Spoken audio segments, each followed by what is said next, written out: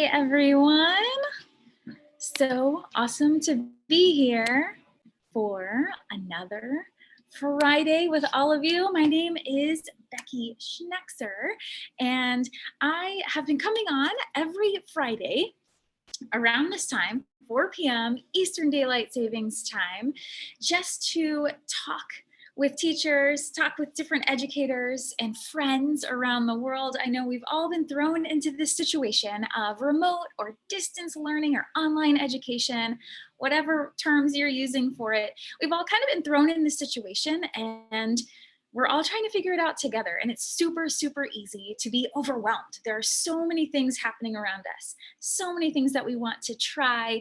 And we're getting all these emails from companies or different organizations offering to help and offering to give us ideas, which is amazing. But it's so easy to get overwhelmed and just not know what to do or have this feeling of helplessness. So I wanted to go live every Friday with or without some friends to just have a conversation and throw some ideas out there that we have found successful in our own remote or distance learning situations and just show them off. See what other people might find useful and or what you might see or hear and tweak for your classroom or for your situation. So this week, I am by myself. Unfortunately, my awesome friends, my guests had some unexpected things happen in their lives, and I love them. I wish them an awesome Friday. I know that they're just taking a break, and I hope that they are feeling great soon, and the sun is out and shining for them.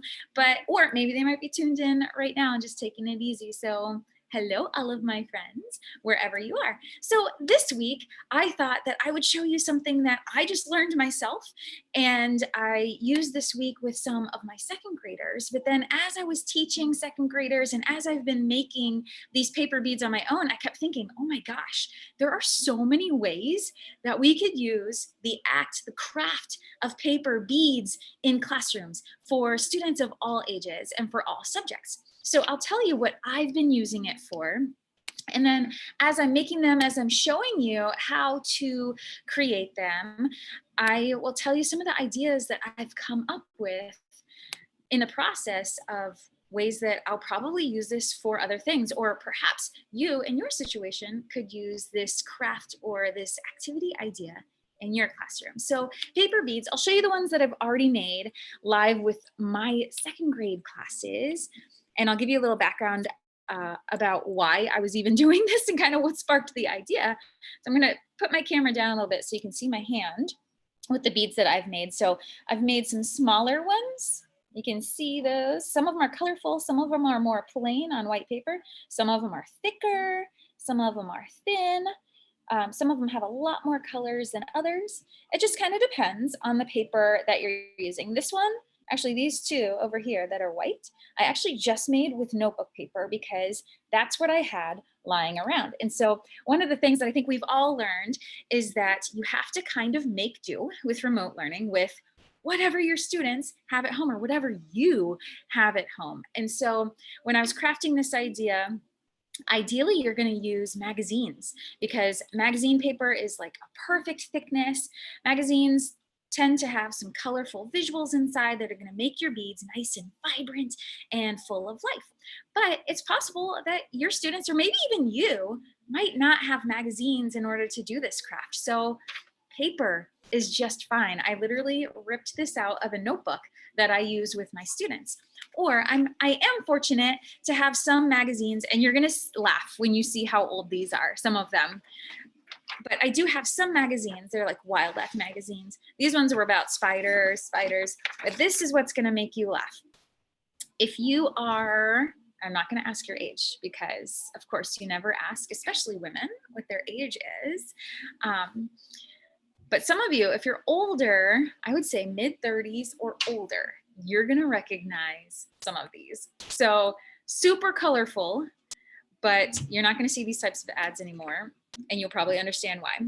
But so I saw this in a really, really old magazine and I was like, oh, wow, look at all those colors. Oh, that's an advertisement for tobacco because it used to be a thing to have these. But these are going to make some really awesome beads.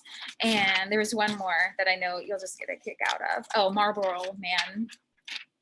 There was an ad, but I just saw this color and I was like, man, we totally have to make beads out of those.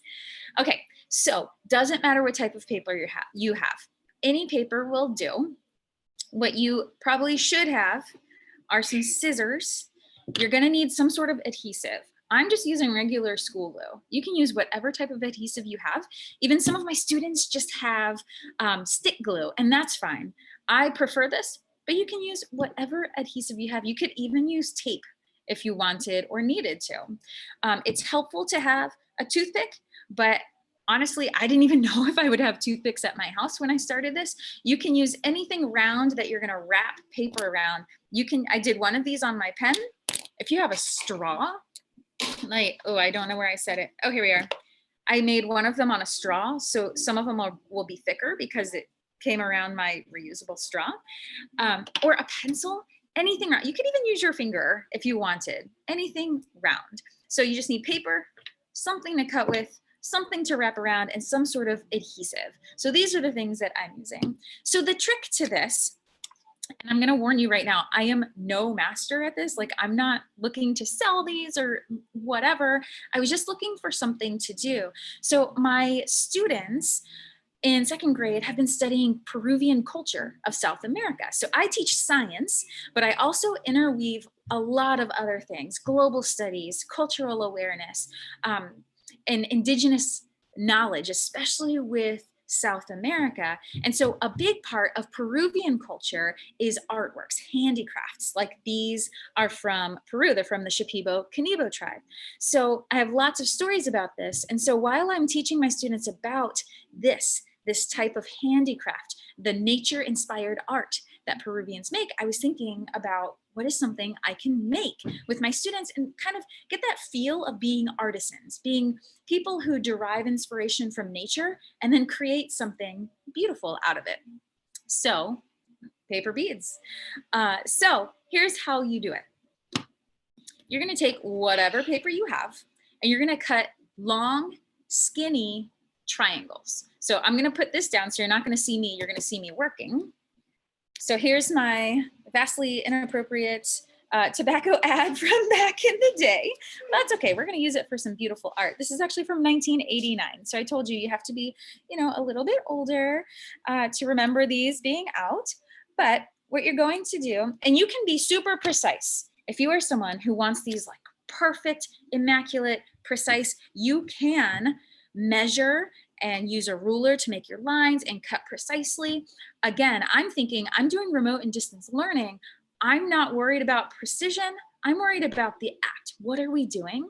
How are we going to tell stories with this? How are we going to extend our learning and do something, physical with our content? So you can measure, you could do a 1/2 inch, you could do 1/2 inch width here. Sorry, let me get you closer.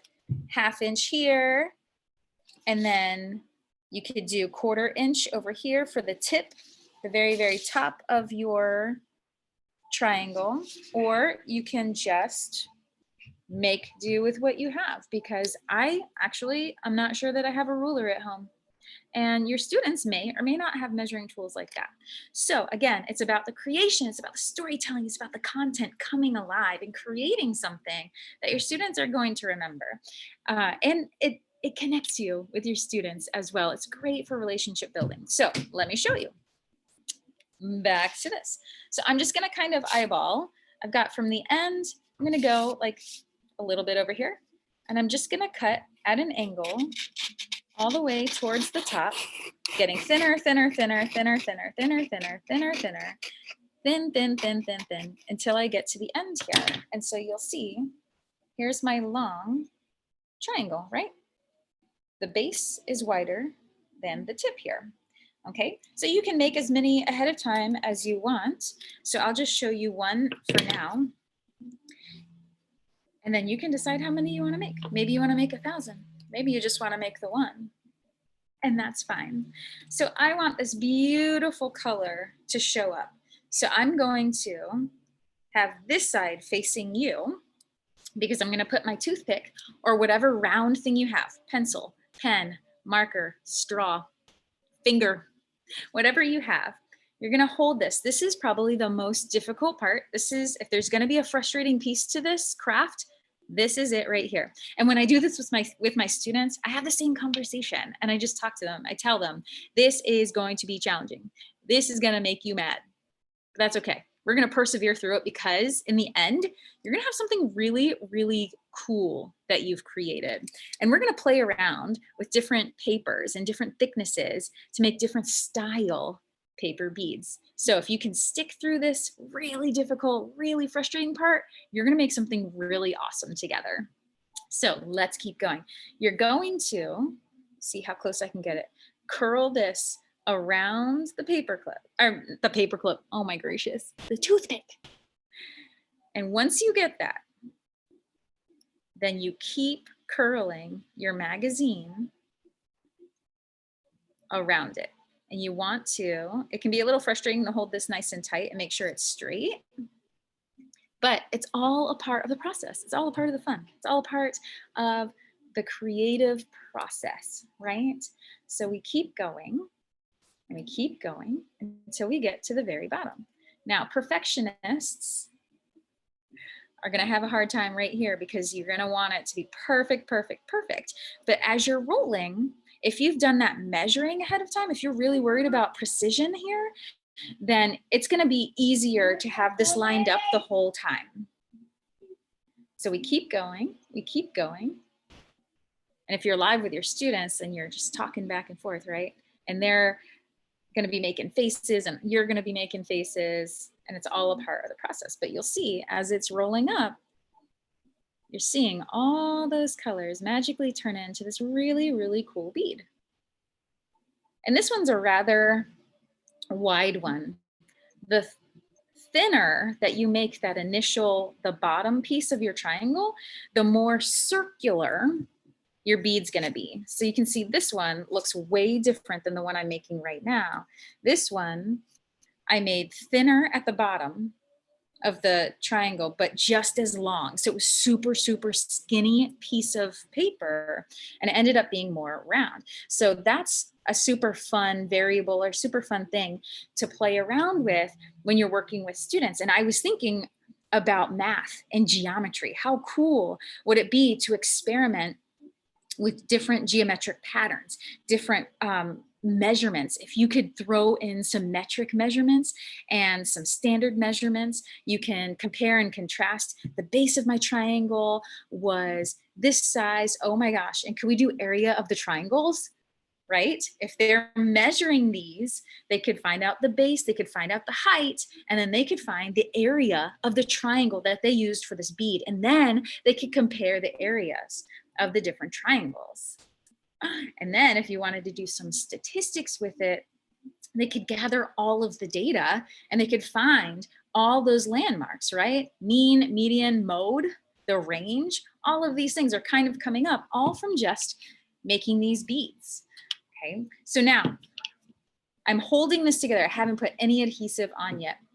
So what I like to do is just hold this and just put a little dot, not a lot, a little dot here, just right on the magazine. And I just use my fingers to spread it around. And once I get to the center part, that's the little piece, that little piece that you want to stick down the entire time. And you're going to use your fingers to hold it down.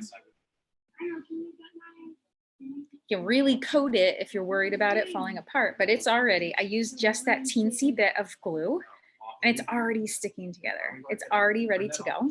And I can go ahead and pull this off of my paper, or my paper clip off of my toothpick, and I can do another one. So there we go. Your fingers will be a little bit sticky because you're gonna have glue on them, but it's totally fine. It's part of the process, right?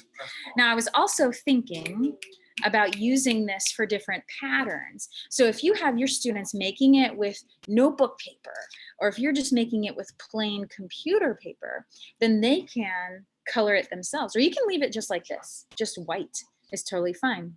My goal with my students, I want to recreate this type of bracelet. So I'm going to be making a bunch that are just plain paper and then coloring them so they are the right colors to replicate these beads. I was also thinking, as you're making these, you could use them for math as counters. For young students, counters, you can use them for arrays. You could even have older students, you could have a partnership between older students and younger students. Maybe the older students are learning about some sort of art concept, some math concept. They create a bunch of beads, sets of beads, and then they bring them to younger students to use as counting beans, or for whatever they want to do. Maybe I was thinking a lot with younger students, they can do things with patterns, ABAB patterns, or AABB patterns, or ABC patterns. So if you look through these and you line them up, you can assign different colors or different patterns with a letter. Maybe this is your A and this is your B. So we have an A, B, and maybe I put in, I need another A. Here's an A. And here's a B. And then when I string these together, either on string, fishing line, nylon, elastic, then I could have a nice pattern on here. We can practice different patterns. We could make these friendship bracelets. We could tell stories with them. I was thinking too, how many times, let me put this down so you can see me cutting again. I love these colors, so I want to use it again. I'm going to do a thinner one. And remember how I told you before, I had a thicker base on my triangle. On this one, I'm going to go thinner because I'm going to try and make another one that's more round. So when I was thinking about storytelling and like language arts, or even historical figures for history, or even like human geography, looking at different cultures and settlement patterns, if you used purposefully different colors to represent different people, different cultures, different events in history, different historical figures, then you could start using these as storytelling beads, or to help remember the order that something happens, or the order of events. So you can see how this long triangle is way thinner. It should make a more round bead. Let's test that theory, shall we? So if I'm telling a story, maybe I'm telling the story of the Three Little Pigs for a young group, or maybe I'm using mythology in older students, Greek and Roman mythology, or maybe I want to put together a timeline in history. Once I make a bead, I'm going to purposefully use different colors for different symbols, different things. I could say, wow, so this main character, Three Little Pigs, let's go to that story. So here's one of the pigs, right? I'm going to make him, he's going to be short and stout, right? Because pigs are short and they tend to be stocky or fat or look like little sausages, right? So let's make our Three Little Pigs. And so you could go along with your students, you could teach them again how to make their Three Little Pigs. And they could make their Three Little Pigs whatever color they want, but 3 different colors. Maybe you could make them to match the type of house that they made. So maybe the first little pig made the house out of straw. So maybe you're going to use yellow paper for straw. And so you can make this and you can say, I'm not sure how well a straw house would stand if there was a storm. Where I live, we get hurricanes. It's almost hurricane season. It's about to start in about a month. So maybe I could connect it to science. Maybe I could connect it to weather, what different patterns that I have at my house. So I don't know if the pig that made the house out of straw would be a very wise decision here where I am in Virginia Beach. And we could have a discussion about that. Oh my goodness, look at my little pig coming together. And this bead certainly is becoming short and stout, like a little pig might be. Okay, and as you're making all the characters, you've got your 3 little pigs, and maybe they're color coded for the types of houses they made. You make the big bad wolf. And when I think big bad wolf, I think red and black. So maybe I would make a bead that's a little bit longer, because wolves are very different from pigs. So, and you can leave it open-ended. The students can choose what colors they're using for different characters in the story, but then you can do all kinds of things. Maybe you string them together for a bracelet. It could be a story bracelet. And when they look at it, they'll remember, oh, that was the little pig that made the house out of straw. That was a little pig that made the house out of bricks. Oh, that's the big bad wolf. And I remember the patience it took for us to make those beads and the stories that my teacher told me as we were making them. So those are just some ideas that I had come up with as I was making these for my specific purpose.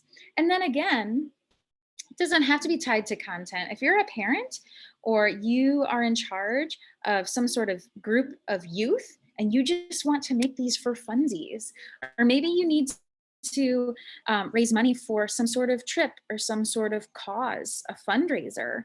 It doesn't have to necessarily be connected to content. Although, as I was talking to one of my friends yesterday, Jen Bergen, she was saying that everything always comes back to content. There's always a connection that you can make. And I think she's absolutely right. If you just think about what you're doing for a moment, I think the connections seem to light up. You can find a way to make this fit whatever content you have. So there's my little piggy.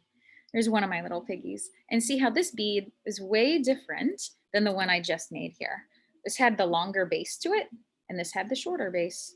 You see the difference in those types of beads. You could even, we were talking earlier about finding the area of the initial triangle. Could you measure these? And then could you make a connection between the area of the triangle and the resulting bead?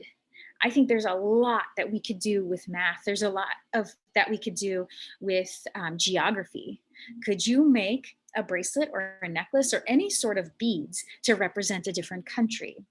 Could we compare the beads for the country that you made and the country that your friend made? Could we use these for settlement patterns? What cultures do we see in a specific geography? What about biomes? Could we use these and create little art forms to represent biomes or vocabulary words? I feel like there are so many things that we could use these for, whether it's science, math, language arts, social studies, history, geography. There are so many things that you can connect these beads to. What I'm actually going to do, I had this interesting idea while I was teaching my second graders. We've got a lot of these rolling around, right? So the empty tubes, if we cut, I'll go ahead and do it now. If we cut this long ways, I'm just going to cut one thing here. This may fit like a cuff on your arm, right? Whoa, now could we be superheroes? Could we make cuffs and use these beads to make a pattern here? What if I wanted to make some sort of pattern here to represent me or represent a culture or represent a story? Again, with the storytelling, right? Can I make something that represents an animal? Or my first graders are studying space now. Could they create an exoplanet out of these materials? What can we do? Could we make people? Could we use this just as celebration, just something fun to do with our families or with our students? Maybe you leave it completely open-ended for your students to make whatever they want. And then when they're finished, they share with the class or they share with their family what they made. What's the story behind what you did? Sometimes the story is, I didn't know what I was doing, so I just put this together and it just sort of happened. Sometimes there's a plan behind those actions. You never know until you ask. But remember, you can use any materials. You can be as precise or not as you want. Use what you have around you. Think about how you could use these materials to do something out of the ordinary, out of the normal use of them for your content or to make a connection with your students. So, my friends, I hope you enjoyed this as much as I did. It's super fun. This is one of, I think, the easiest and simple integrations of an idea that I've done recently. And actually, it helps calm me down a little bit too. Last week, I was super stressed, super overwhelmed. I feel like I was running like high energy with remote learning. And it all just kind of hit me at once. And I just wasn't myself. And so this is actually an activity that has helped me calm down and get back to its relationships. It's Maslow before Bloom. Making those connections, making those human connections back to art, slowing down a little bit, and maybe having a little bit of fun in the process. All right, my friends, I hope you enjoyed. I hope you learned a lot. If you have questions, if you have connections, if you have ideas, you're like, dang, I'm going to use this for this idea, put it in the comments. We would love to see that. We'd love to see what you're up to, what you make of this, and or share it with someone else. If maybe this isn't going to quite work for you, or you're not sure how you're going to wrap this around in your content, share it with someone else who it might help. But either way, take care of yourselves, my friends. If you're feeling overwhelmed, do something to help you get back into perspective. Do something just for you, whether it's just going outside for fresh air, reading a book, taking a nap, eating an extra piece of cake. Although I don't recommend that too much. Like, don't do that all the time, unless you really want to. If you really want to, go for it. If it really makes you feel great, awesome. But everything in moderation, right? All right, guys, I'm Becky Schnekser. I hope you have an amazing weekend, and I hope that you can use this idea in your classrooms.